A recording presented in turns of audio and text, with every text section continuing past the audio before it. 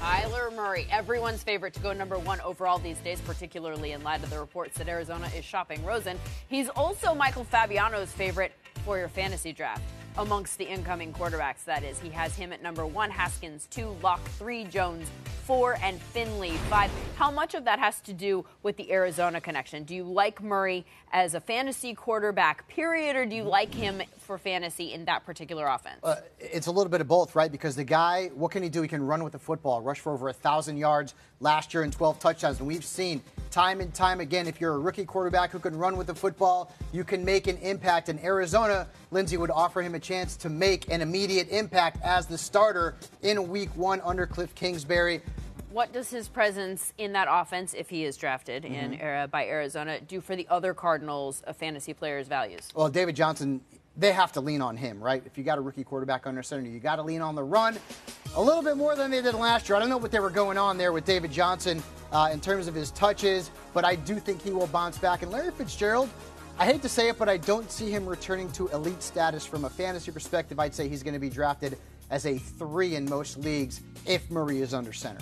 So we're obviously all keeping our eye on Rosen. What does all of this mean for him? If you got to pick his landing spot, where would it be to best maximize his fantasy value? So immediate gratification would be Miami, right? They're looking for a quarterback.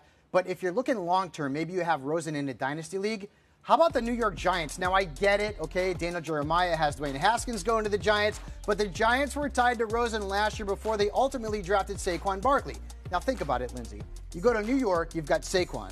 You've got Odell Beckham Jr. You've got Eli, Evan Ingram. You've got Sterling Shepard. This is dynasty. This is long-term. Okay. So Rosen maybe doesn't go out there and play a whole heck of a lot in 2019, but in 2020, he takes over the keys to that offensive car, and suddenly you got a guy with a lot of weapons around him. That's a good point. All right, aside from the quarterbacks, anyone else catch your eye at the Combine? Yeah, Noah Fant. And two things. Number one, well, the tight end position in fantasy, it was bad this past season, guys. If you played fantasy, you know that. And he was dominant at the Combine. Now, here's the bad thing. The trend of rookie tight ends making an immediate impact, it's not that good. In fact, since 2000, there have only been 3 rookies who have been in the top 10 in fantasy points among tight ends. But because the position is thin, if he ends up on a team that could utilize him right away, maybe the Jaguars, maybe the Bills, this guy's going to be drafted late in some redrafts. What about DK Metcalf?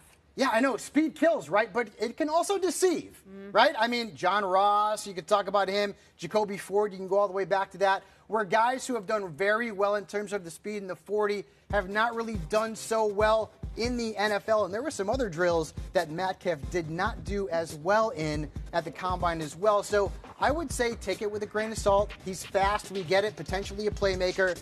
But at a deep wide receiver position from a fantasy perspective, he's probably going to be no more than a late round pick.